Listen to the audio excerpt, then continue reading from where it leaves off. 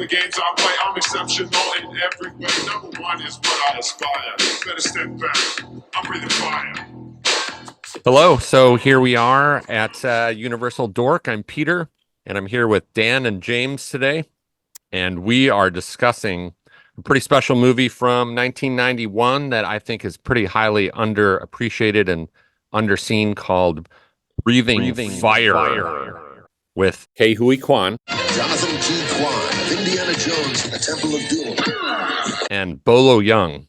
Bolo Young of Enter the Dragon and Bloodsport. Dan, you've got a ultra cheapo DVD version of that, right? Weird Canadian release, yeah. The rating on the back is not rated PG-13. It says questionable for children. Oh, geez, that's No like a new rating. No MPAA rating. A new rating. Yes. I feel left out. I don't have a physical copy. I just had to watch it on YouTube. Well, at least it's on YouTube. Oh, okay. Yeah. I watched it again on YouTube today. So I watched it on the DVD first and then watched it on YouTube today again before doing this on kind of the high speed. So all of the martial arts was really fast. Dude, super As cool. if it's already not fast enough in there. We watched it at a movie night also. Dan and I did together. I think it might have been the same year as Everything Everywhere All at Once, because that's when we started talking about Ke Quan and how it was such a shame that he was not included in the final Indiana Jones movie. And so God. that kind of, I think that might have put you on a rabbit hole to discover some of his lesser known movies, right? Is that how you got into this? Well, I got into this. I saw this movie probably 4 or 5 years ago. It was introduced from Andrew, one of our friends. He brought it to a movie night and he said, "Have you ever seen this before?" And I was like, "No, I have no idea what that even is." And then he told me who starred in it, and Bolo Yeung and I guess Johnny Ke Quan is what he was going by back then. I was really intrigued with it, so that's when I first saw it, and then that sort of put me down the Ke Quan rabbit hole a little bit more. And then I noticed he hadn't really been doing anything, I think, from 2002 to 2021, nothing. He just left the acting. I think he was doing like stunt choreography and stuff. He did some stunt work for some of the early X-Men movies, I think. Or the choreography there. Oh, nice. But I really hope that you had pizza when you had your movie night. Pizza is so important. Yeah, I think especially. This one's really interesting too, because it really is like it's on YouTube. And then there's this, cheap DVD of it that doesn't do it any justice. I mean, Bolo Yeung on the cover is cool always, but this is not a good representation of what this movie is. This needs a Blu-ray really bad. And Bolo Yeung should be in a dress for that. For sure. Yeah. Limited edition slip cover variant with Bolo Yeung and drag. Yeah. A huge collector's item. After seeing this and then Everything Everywhere and then the Indiana Jones movie coming out, not including him was absolutely insane. And I heard recently that there was an original plan to include him in the final Indiana Jones movie, and they decided not to do it. There's actually some concept art out there of the two of them. I think they're fighting zombies in the concept art. I don't know if anyone has seen any of that, but wow, I have not. That tracks. Well, you're talking about The Last Crusade, right? The last Indiana Jones film? Yeah, I mean, that is technically the last real Indiana Jones film for sure, even though Crystal Skull had all of the components there of a regular Indiana Jones with Lucas and Spielberg, but the newer one wasn't quite as bad as Crystal Skull, but it wasn't very impressive. I didn't see it. I think I saw 10 minutes of it on a plane. But I think it's worth a watch, but yeah, it's a plane movie. Yeah, it's just one of the ones you watch on a plane. Yeah, the whole category of those. That's the perfect description of what the movie is a plane movie. Like, okay, well, I guess I'll get around to watching that now. I'm on the plane, so what the hell? Right. I was looking into Ke Quan, some of his other movies that I didn't even know existed. So there was a movie from 1986 called It Takes a Thief. It's a Taiwanese movie with him in it. Actually, the cover of it looks pretty cool, but I couldn't find any video of it. I don't know if anyone's checked into Ke Quan's back catalog. I saw he was on an episode of Head of the Class, or a few episodes maybe, that sitcom in the 80s. Mm-hmm. And he had some sitcom action going on for a little bit. Oh. There was a short-lived... Yeah, that with the cool smart guy and then the nerdy smart guy and the guy from the Cincinnati, the WKRP in Cincinnati guy teaching everyone. Oh, wow. Didn't you say he was on a regular sitcom also? Yes. So he was on a sitcom that lasted about a year, but it also went by two different names.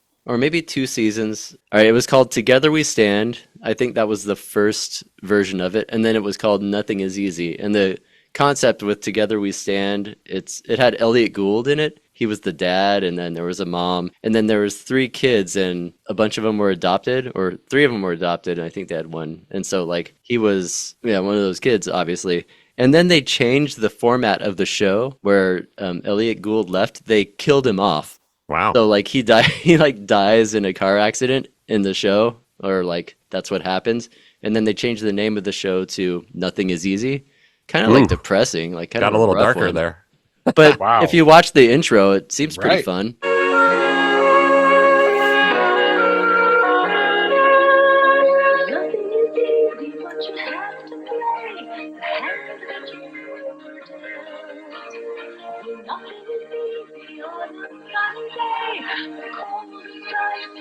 It's like a fun, jolly time show when you watch the intro. Oh, they got rid of the dad and they added a wacky neighbor. Well, this movie, Breathing Fire, I do got to say, does have a major tonal shift. It does get dark at a certain point. Definitely.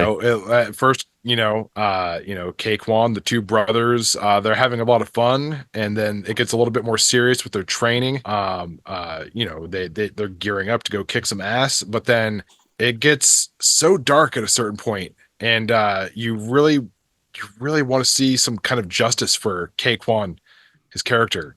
Yeah. And I don't know if we quite get that. Because I remember like it starts off all fun and a little bit of locker room action. Dad's like dad of the year. Have fun, kids. Yeah. And I got to say, the dad has such a look. He has that super 80s greasy, slick back hair, corporate dad.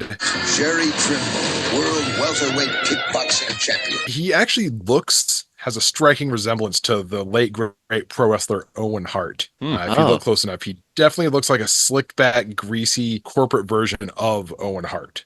I never thought of that. That's all I could think of. Once it dawned on me for the second time rewatching it, I just couldn't get out of my head. I just only saw Owen Hart from then on, which oh man. This one was actually apparently a remake inspired by a Hong Kong movie from 1977 called The Flash Legs or Shaolin Deadly Kicks. I don't know if you guys read about that, but I read about it a little bit. Yeah, the guy who wrote the story for this and lifted from that. So I'm curious what that one's all about. I don't think it has a whole, the tournament stuff. From what I understand, it has the general story in this movie of a gang of criminals that all have different pieces of a key, or in this case, pizza, which I guess we could probably get into a little bit. Right. But I thought that was pretty interesting. And the guy that wrote the movie apparently was Ke Quan's Taekwondo mentor in real life. I was trying to find some other work that the director, it's the 2 directors are listed, and they both only have this movie to their credit. Yeah. And the other actor is Eddie Saavedra. Or Saavedra. That's his only movie too. He's one of the 2 brothers in the movie. Jonathan Ke Quan and Eddie Saavedra are 2 brothers in the film, and that guy's only film as well. So he is only in 1 movie. But that's pretty cool. He can at least go, I was in 1 movie and it was fucking awesome. Right. And then I just stopped. I mean, awesome. That's a pretty good track record. Depending on what your expectations are going into this, you can't go into Breathing Fire thinking that it's going to be the next like Indiana Jones or Goonies level. It's its own thing. It almost feels like maybe like a PM Entertainment movie or something like that, right? Or yeah, 100%. I'm not sure who originally put this out on VHS or who did it, but it feels like that style. It definitely has that charming direct-to-video martial arts action type of vibe to it. It seems very, very amateur. I mean, even to PM video standards, it seems quite amateur because obviously it's the first movie that most of these people have ever been involved in, including the directors, which is 2 directors. So it's very charming in the fact that, these guys are making their first ever movie, and it kind of shows, but it's pretty fun. I mean, it does deliver a lot of what people are looking for in that type of movie. So it kind of feels like it's in the same universe as super cheesy but fun action flick Undefeatable. Yeah. It has that, it's like it lives in the same reality as that movie. I was thinking of that too. And you got Bolo Yeung in the movie as one of the henchmen here. He fits into that universe as well. The first time I saw this, I'm a big fan of Bolo Yeung, and we just watched Enter the Dragon, which is of course Bolo Yeung's fucking, one of his most famous roles in that movie. And I was talking to James a little bit earlier about wondering if Bolo Young had ever starred in a movie where he wasn't a henchman or the villain, or like, a completely evil guy. And was he ever the hero? Well, I did make a little discovery here that apparently he was in this movie called Shoot Fighter with William Zabka and Martin Kove. I've heard of and that. now I need to check that shit out like ASAP. Wow. Bolo Young with 2 Cobra Kai guys. Yeah. And he apparently in the movie is the mentor for William Zabka's character. It's like 2 William Zabka and another guy. But apparently he is a good guy in that movie, and he's kind of taking on the mentor like Miyagi role. And also in TC 2000 from 1993, apparently he's not the star, but he's like not a bad guy. And then Fearless Tiger from 1991, apparently, I've not seen any of these movies. He apparently is not a bad guy in that movie either. So I'm very curious about these, especially the Shoot Fighter. It's 1993 it says. And it's 93. Yeah, and I'm pretty sure I saw it when I was like in high school, during this kind of era, like peak Van Damme, Don the Dragon Wilson era VHS action films. Like I rented this because I was renting every Bolo Young movie I could find. Well, Bolo Young, I always wonder, like, does he have any movies where he actually has dialogue in? Yeah, he says like, "Come." And yeah, he doesn't say much ever. He doesn't need to because he's flexing not a whole lot of dialogue. His pectoral muscles. His pectoral muscles Like, speak for themselves. right. I don't know if you guys saw in Breathing Fire, there's a scene where he's like, "Huh, huh, huh," and it's like he's doing that a lot. his pecs The flex pec because he's got like the biggest pecs. Oh yeah, he's doing a very, very intense pec flex in this movie. And he seems very proud of himself, and it's it's quite a sight.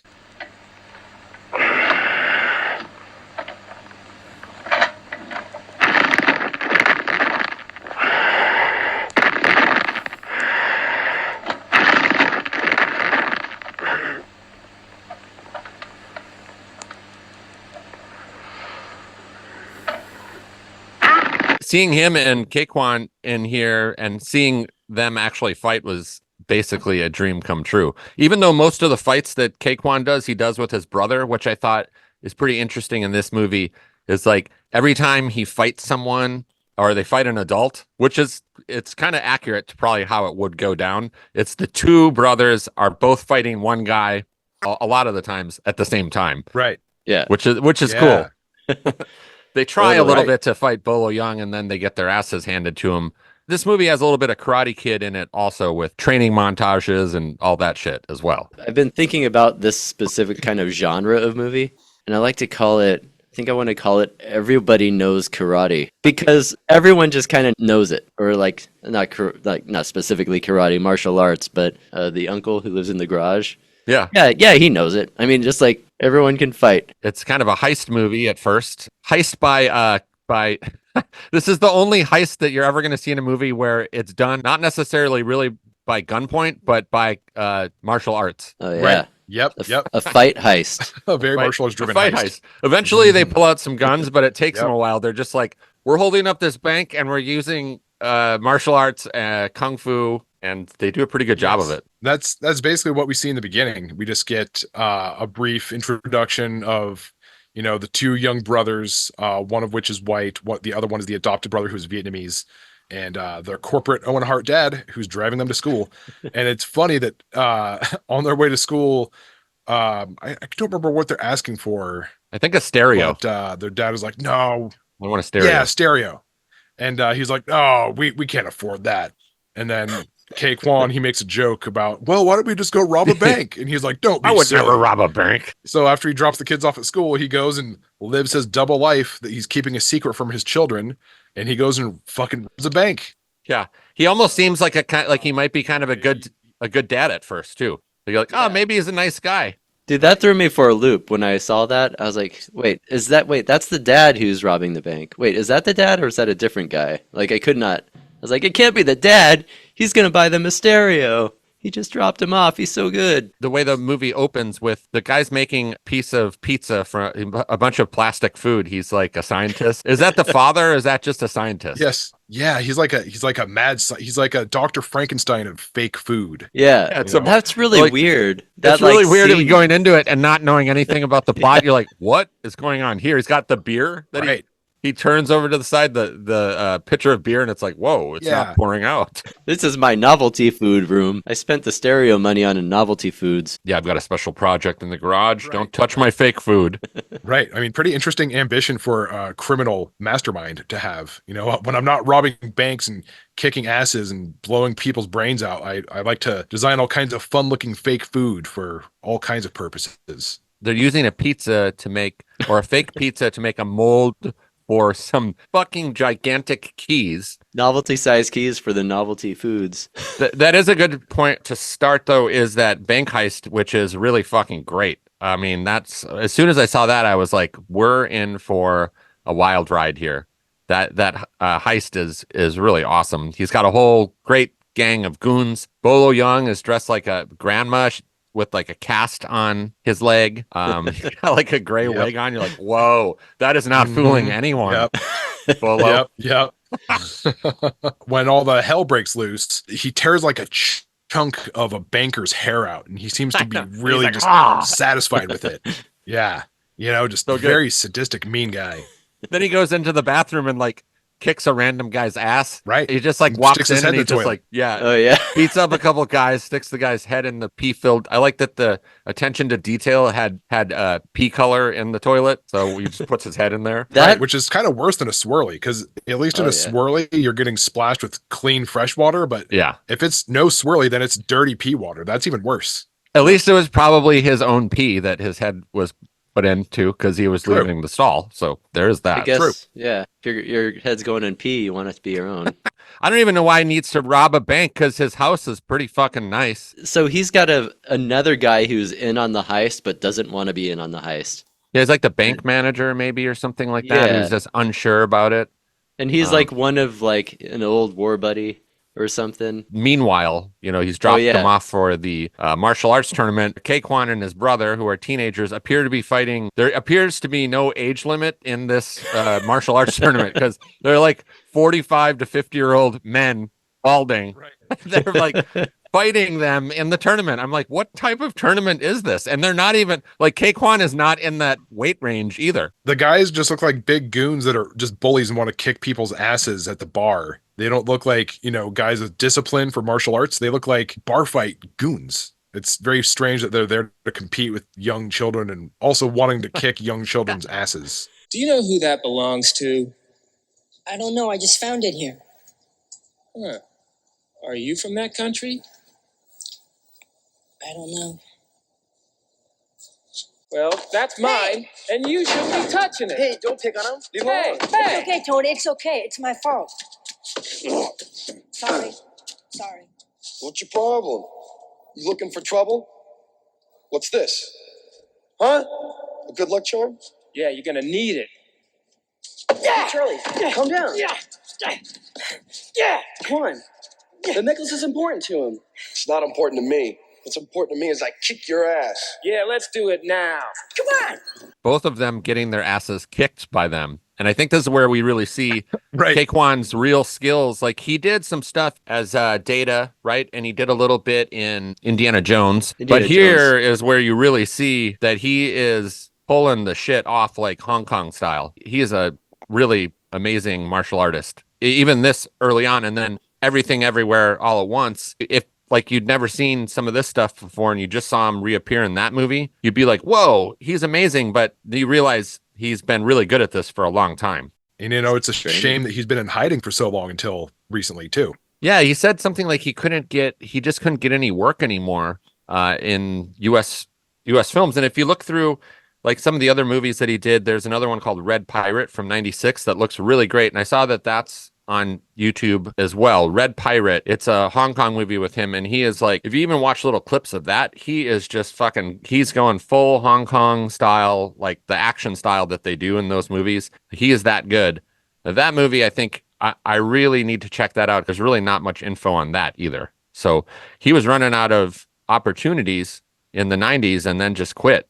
And then luckily, like, he got his reemergence, which for Everything Everywhere, which was one of my favorite movies of 2022 for sure. Well, I just wanted to get back to that giant vault lock, which I think is strange that most vaults people would just need a combination, and maybe everybody there could have the combination. But instead, he molds 2 gigantic keys, like a house key, like this but big. They're like this giant, big. just right, like a foot long, probably, maybe even bigger. I don't know. It was very, very strange that they chose to make giant house keys for this vault instead of a combination. So that part is I a know. little bit strange to wrap your mind around, but I think it's because they really wanted to involve the fake pizza somehow.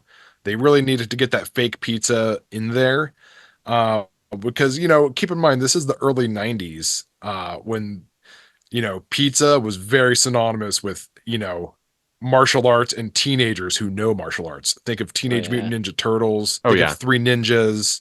Pizza and, fun-loving martial arts teenagers, just go hand in hand. So like, man, we got to have pizza in this movie somehow. It's got to be a major part of the plot. So this guy's going to design a fake pizza and mold a giant key for this vault, and then split the pizza in each part. So each member of this gang gets their own pizza slice.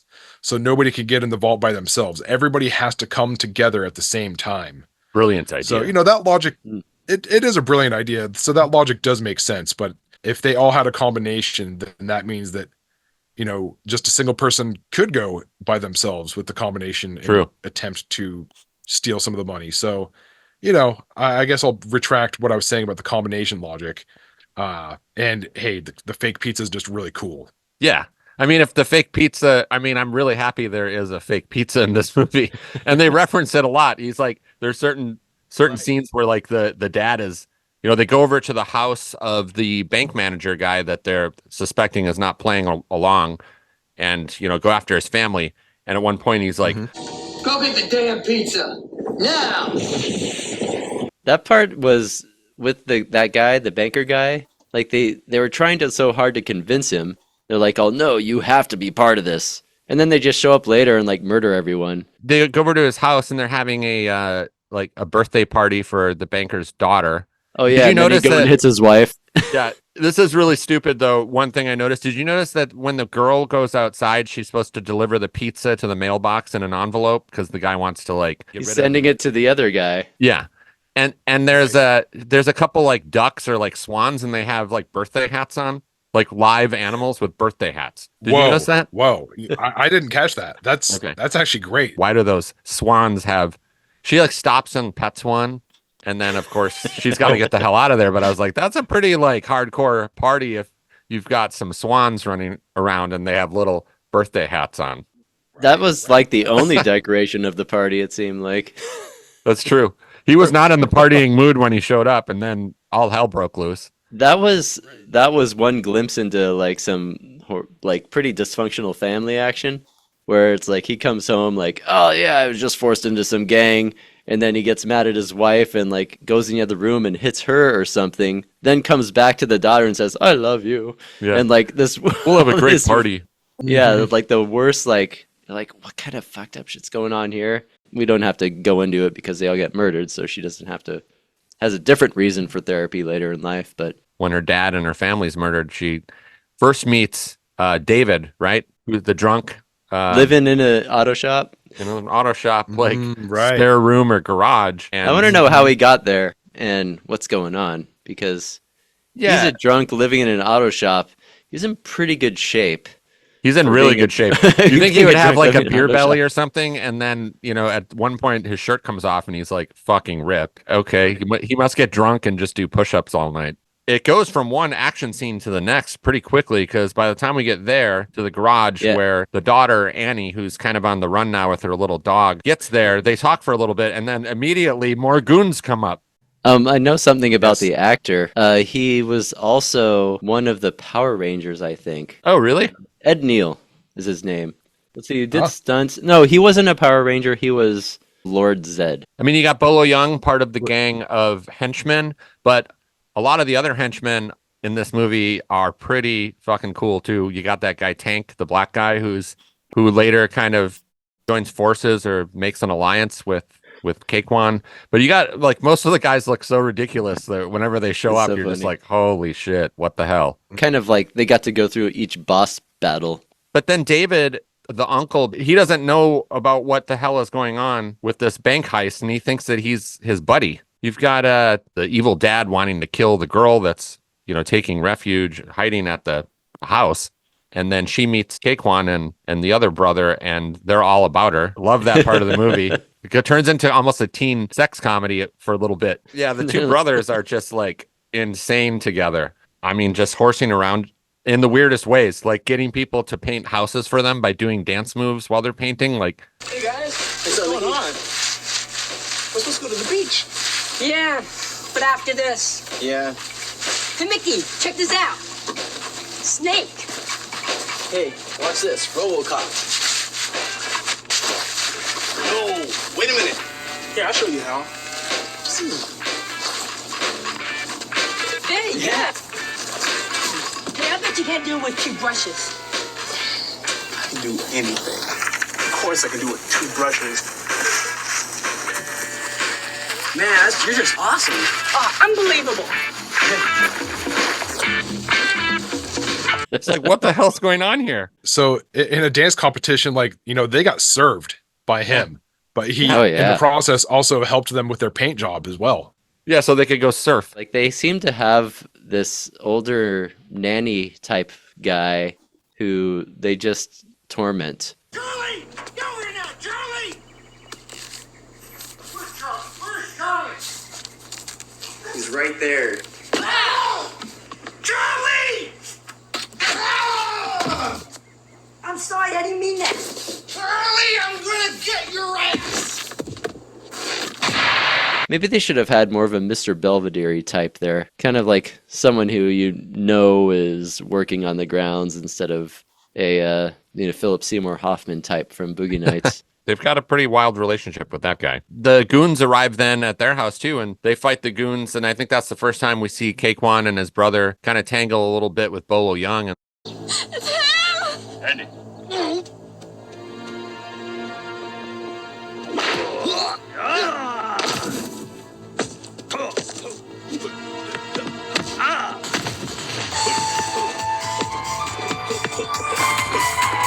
And then the Uncle David is there as well, and he's got kind of a little rivalry with Bolo Yeung. They fight every so often. I think he just doesn't like Bolo Young's gigantic pectoral muscles, and he's maybe a little jealous. David and the dad Mike have this really fucked up story involving Ke Quan, and that's a pretty interesting twist on things as well. And that's one of the main problems in the movie that Ke Quan has, is dealing with not knowing how or why he's really in the United States, and how this guy became to be his father, and the backstory behind that's pretty dramatic. Some serious drama.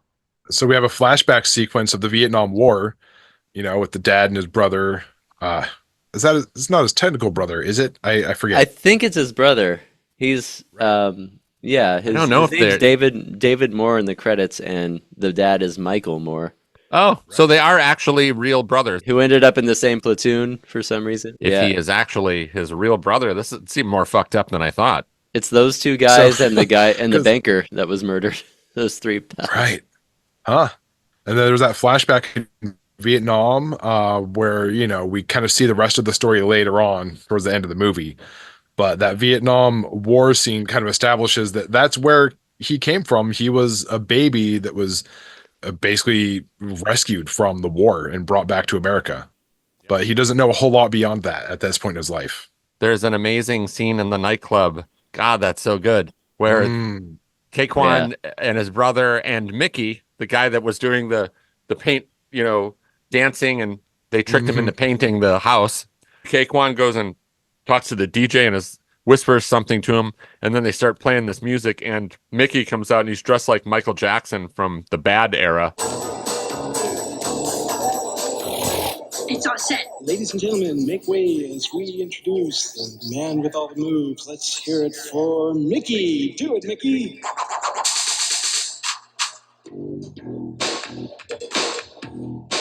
There ain't no mercy in the games I play. I'm exceptional in every way. Number one is what I aspire. Better step back. I'm breathing fire.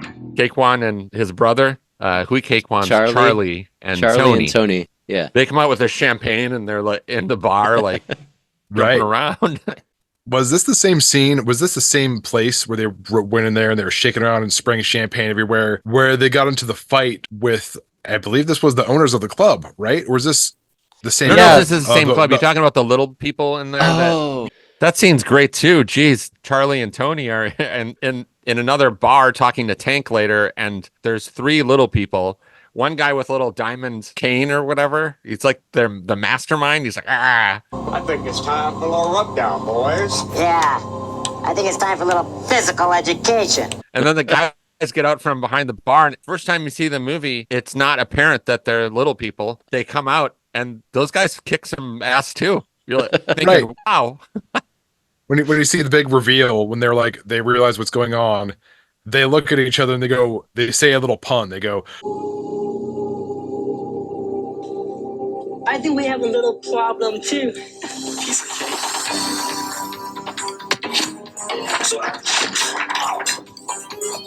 and then they're like, no problem. So like they're very cocky about the fact that they know they're going to win this fight, but then they're a little surprised that they put on a hell of a fight for them. is this after they've trained with Uncle David? Just after they train. So they're But going already back better. to the nightclub sequence. That guy Mickey is in the Michael Jackson leather stuff, and he's doing some pretty impressive dance moves. David's there, Uncle David, and the goons come out, and then even Mickey he's like doing his dance moves, and he fights. So he knows a little bit of martial arts too, where he like.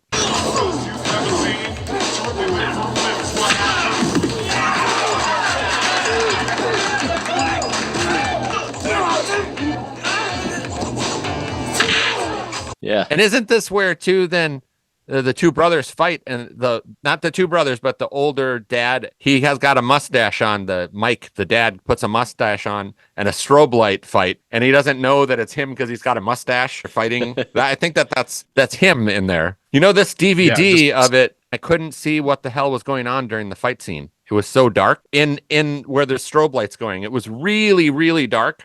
And then when I watched it on YouTube, it was all brightened up. So this film definitely needs a restoration. Even when it was brightened up, it was a little seriously needs a restoration.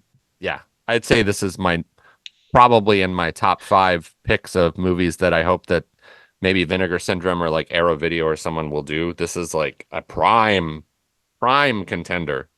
I would buy this shit so quick. Definitely up. That's good. Yes, huge candidate for a Vinegar Syndrome title. They're getting more into these martial arts type movies, especially for one of their sub labels. Anyway, there's been a lot of that kind of stuff getting restored, such as, like I mentioned earlier, Undefeatable. I never thought that would see a deluxe Blu-ray, but then here we are. Did any of you see how many views it had on the YouTube version of the movie? I think it had like 1 million.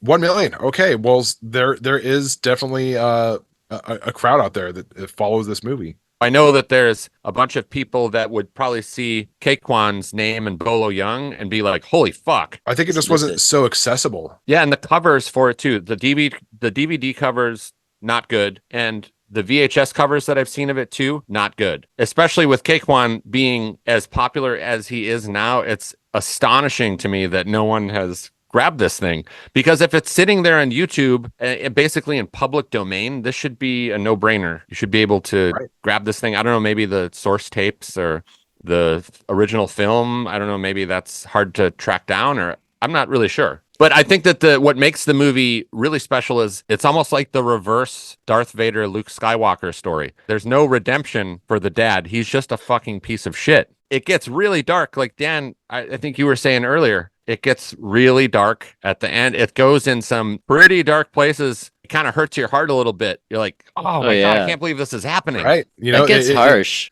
The gravity of it really hits you there if you really think about it. It mixes genres up pretty good with, it's got a lot of good comedy. They've got like a montage scene of them trying to impress, the girl that comes into their life. Montage scene being trained by their uncle, the drunk. Right. He sort of gets his redemption, although was never even really a bad guy. He just drank a lot, Right. Maybe he was just drinking that one day. Like, who knows? Yeah, maybe he's like, just I had a few drinks last. I was partying. But the fucking training montages too are great in this. Phone books. Put your knees on that brick or whatever that was. Yeah, there's a bunch of that going on. There's one scene before they start training where they're kneeling on these hard bricks, like the sharp side of a brick, like their shins. They're putting their entire body weight on their shins on the corner of these bricks, which looks like would cause some serious injury if they'd held that position for long enough. Yet we get a scene where it's the next morning and we're led to believe that they had spent overnight in that position with their shins on those corners of those bricks. And I just, it's unbelievable. The stakes were so high that they were willing at that point to try to prove to their uncle that they weren't two clowns. Like, you're not deserving of this. He was pretty harsh with them in some of those scenes, which I liked. There's obviously some spoilers here, but we're going to spoil the ending a little bit because it does deserve to be talked about a little bit. I'm curious what you two think of the ending of this movie, which is what James is talking about, is once the evil is taken care of, and we won't say how that happens. But the movie, and it isn't a long movie, it's not even 90 minutes. It's roughly, I think, 85 minutes long, which is great for this. It moves really quick. But what'd you think of the final tournament? Well, honestly, it was quite a bit of a letdown for Ke Quan's character. This was supposed to be his moment to, his entire world shattered in the previous scene. He found out his father had, killed his mother. Brought him back to America and has been lying to him his entire life. And this is going to be his chance to, kind of prove himself and kind of take revenge on his brother figure who he's grown up with his whole life, who his brother seemed to have taken loyalty to their father, after things went down.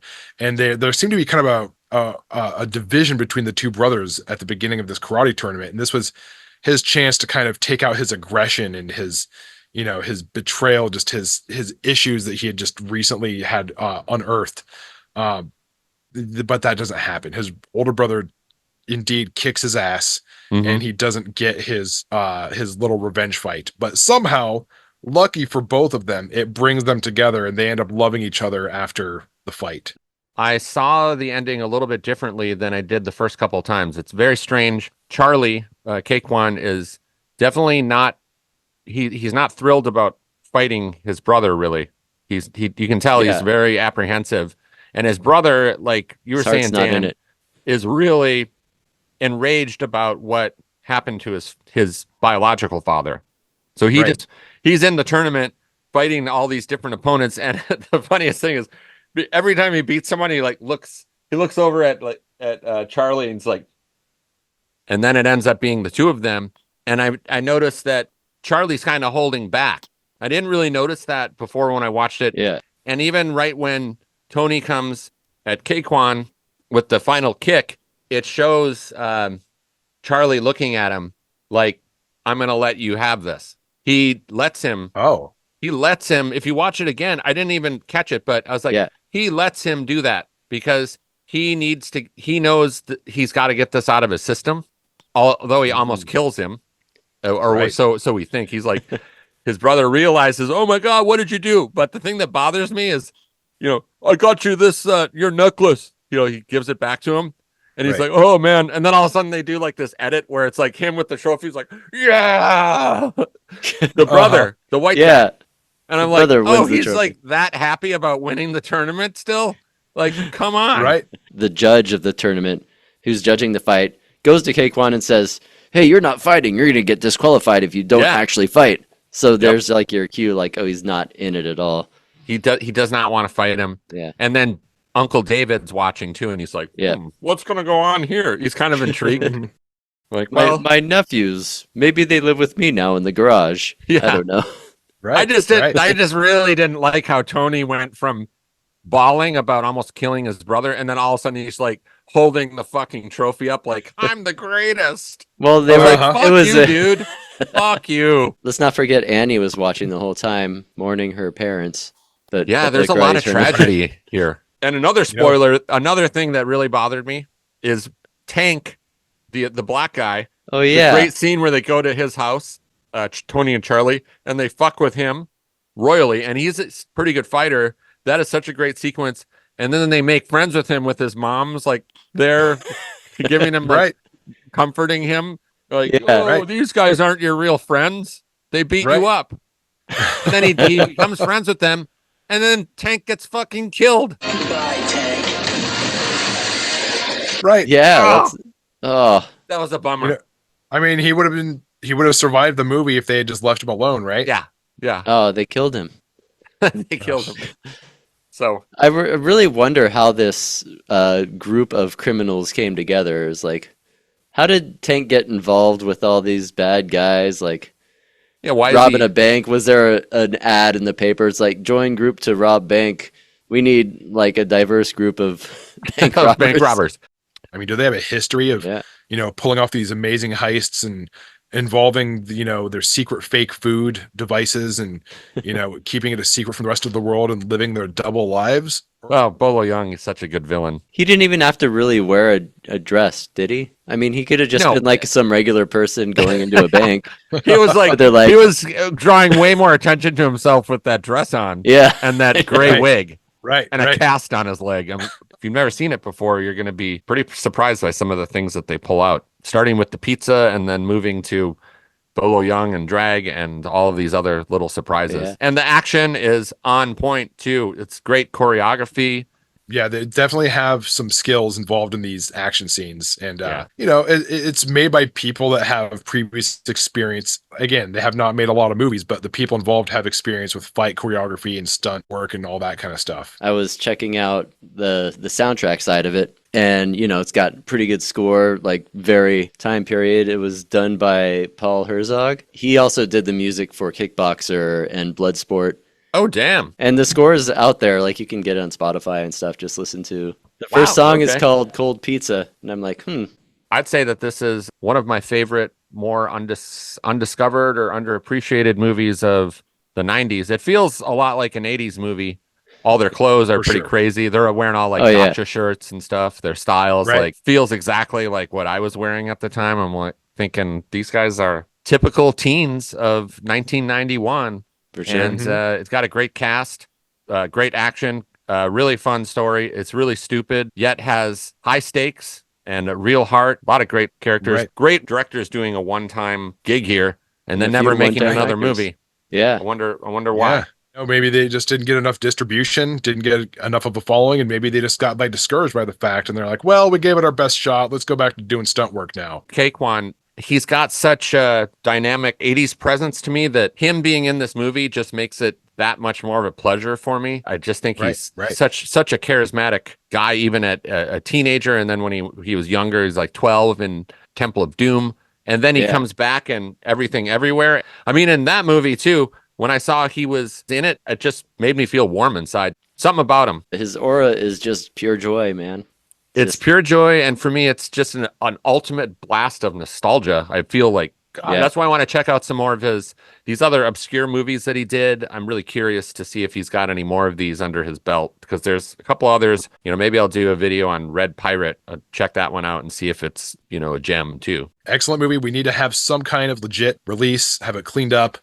Hopefully, we could get Ke Quan himself, on an interview. But what's the story behind this one? That would be a great little featurette on a Blu-ray. So somebody's got to do this one. The world's hungry for it now. Yep. Yeah. Everyone out there, check out Breathing Fire. And if you can make requests, I've made requests on like Vinegar Syndrome for movies to be released, right? Do they still allow you to do that there? They have a I think they do. Okay. I believe that it's somewhere on somewhere on the menu on the side. Okay. When you open up the various links, there is a suggest a film. And I guess what it really comes down to is, are the film elements in good enough shape to be restored for a high quality transfer? I mean, it depends on how the film elements have been stored over the years too. So we can only cross our fingers that the original film print is salvageable. I bet someone's got it. Someone has to have it. Yeah. So and maybe the directors are sitting on it, not knowing that people actually are looking for this kind of stuff. Cool. Well, I think that kind of wraps it up for this discussion. Check Breathing Fire out. You can watch it on YouTube. Apparently, it's got a kind of a big following of 1.1 million views. So we'll see you next time.